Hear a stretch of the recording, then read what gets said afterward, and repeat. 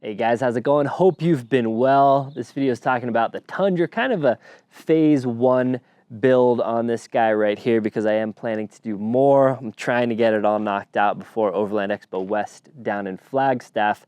I will have the truck, this Tundra there. It'll be fully built probably about as far as I plan on taking it, and I'll be hanging out at the Fieldcraft Survival booth. So if you're down there, come check me out. But I wanted to do a quick video here kind of showing, like, again, what I would consider a phase one build. A lot of people will get this far with their truck and then that kind of checks all the boxes they're looking for. I'm looking to check more boxes. So we're gonna move this a little further. It's gonna go fully into kind of prepared daily driver mode or light overland build mode, but you can do almost everything like you see here. So I'll get more into the rest of the build later, but I wanna keep this video relatively short and sweet.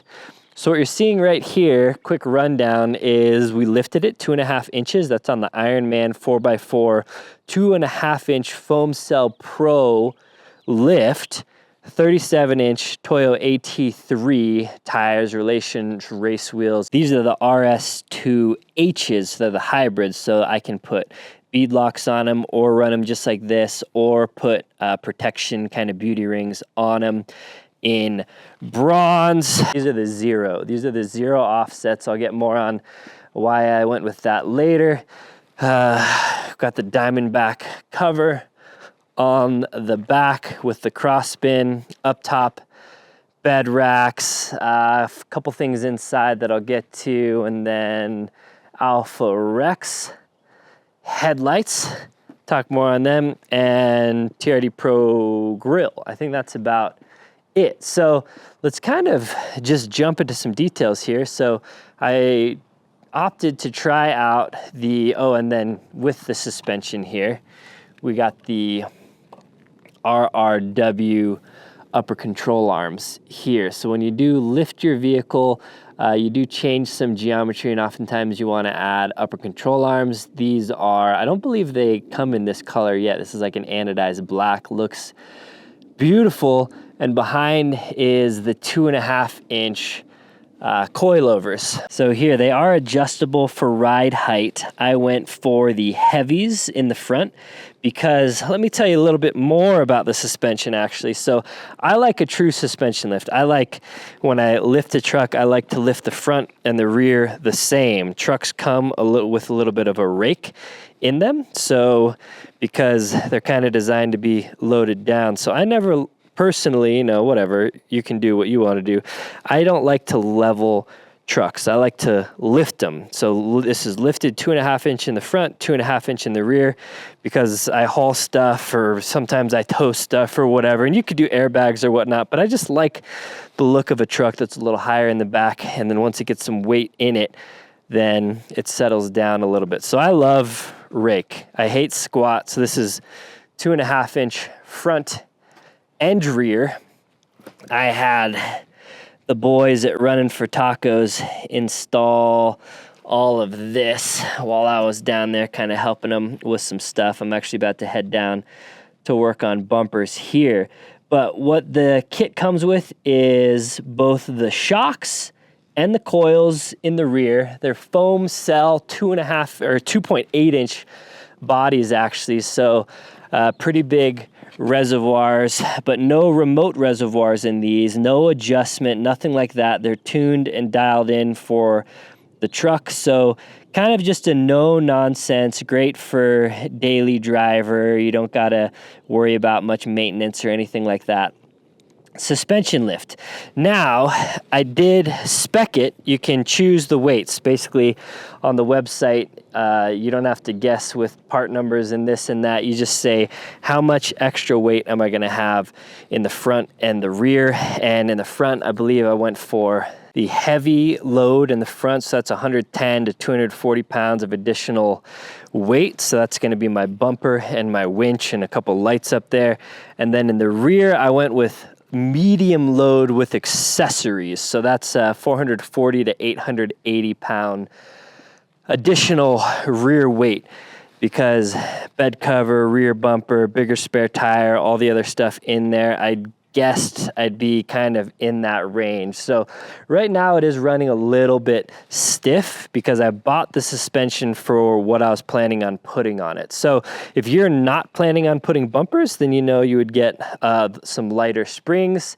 If you were gonna go heavier eventually, in the rear at least, you could just swap the coils. I believe the shocks are the same. I might be wrong on that, but I'm pretty sure the shocks are the same. But anyways, 2.5 inch, kind of no nonsense. They are rebuildable and just simple. And I liked that I could just decide on kind of what weight I was running and order it from there. So that gets me up 2.5 inches. It replaces the shocks as well. So coilovers in the front, shocks and coil springs in the rear. So it does get you actually a little bit extended travel over stock suspension or a spacer lift or anything like that. So we got a little bit more travel, more lift, a little more payload for the suspension anyway. The rear shocks have the rock guards there as well, which is nice. And then to make everything play nicely, I got the bolt-on track bar kit or whatever it's called. This is, I'll link to all the stuff down below as well, but that basically corrects your track bar angle for a lift. So there are 2 holes in that, probably for, you know, about a 2.5 and a 3.5 inch lift. So I have it on the lower hole.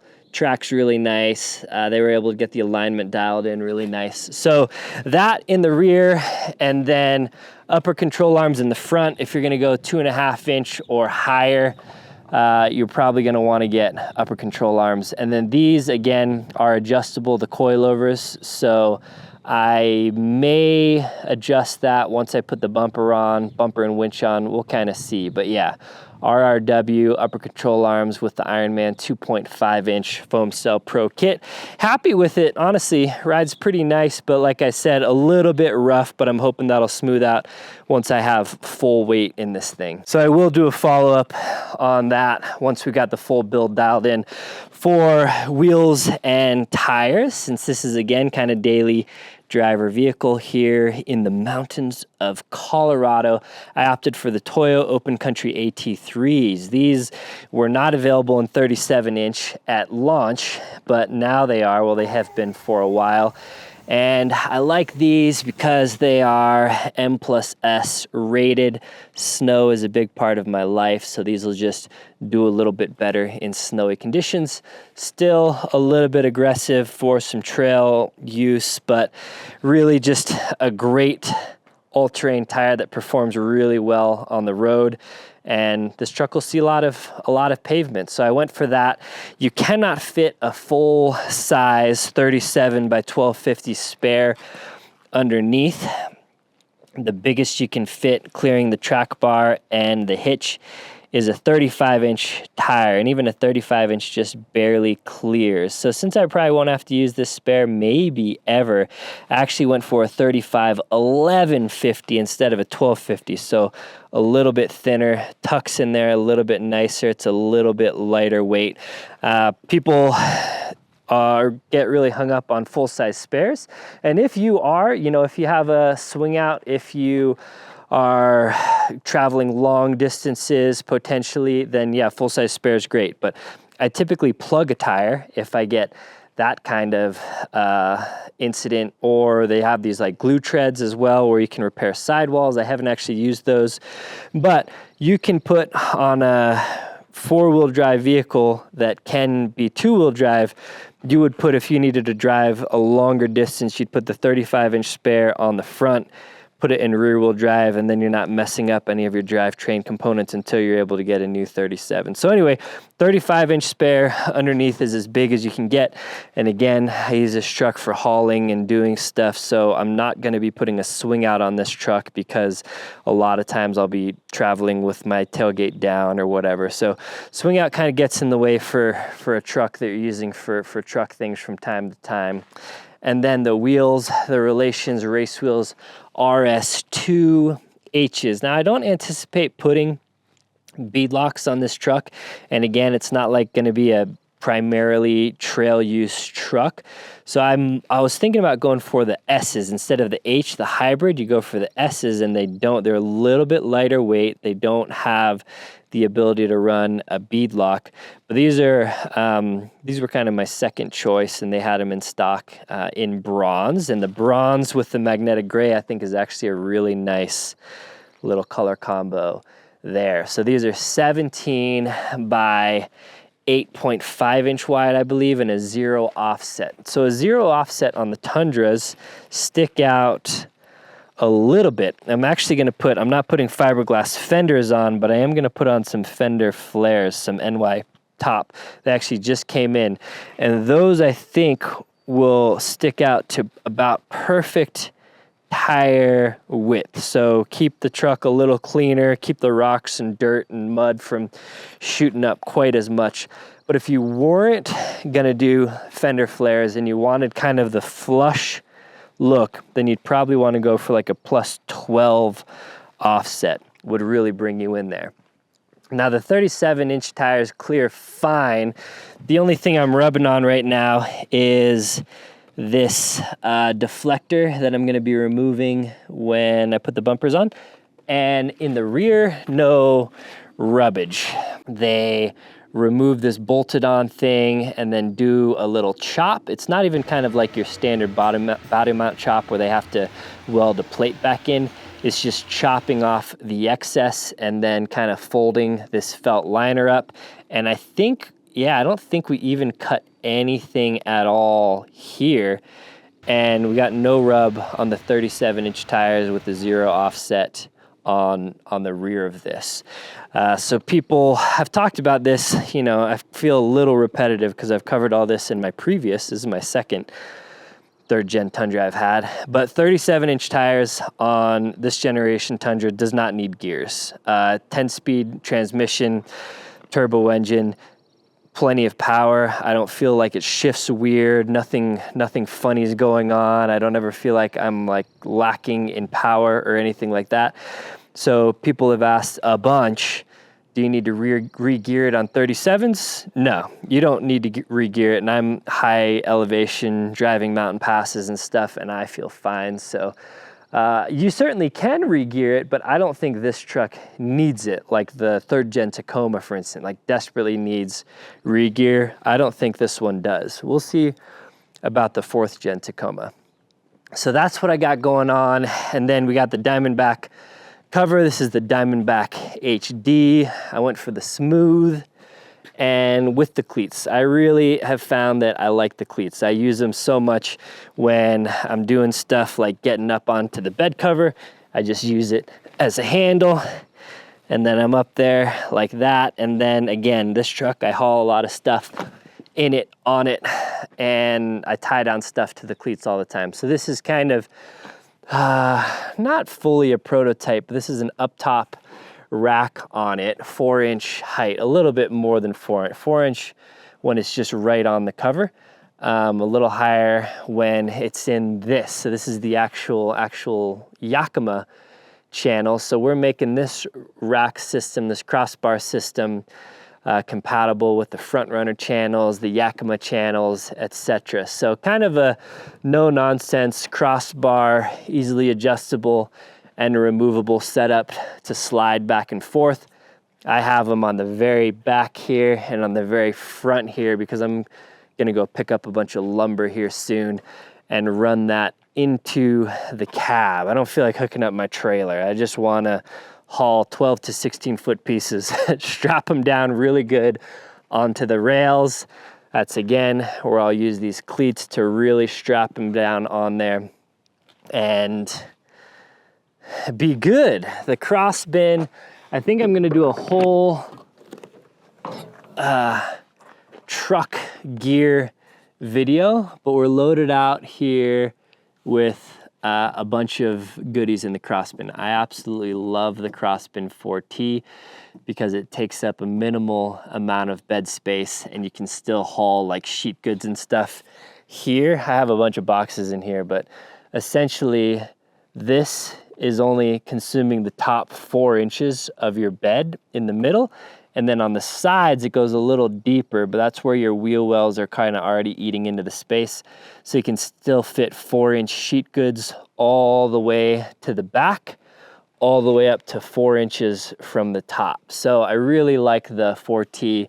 Obviously enough room for max tracks. This is an Agency 6 shovel here. We may be doing some runs of this in some limited edition colors too. I'm testing some stuff out with them.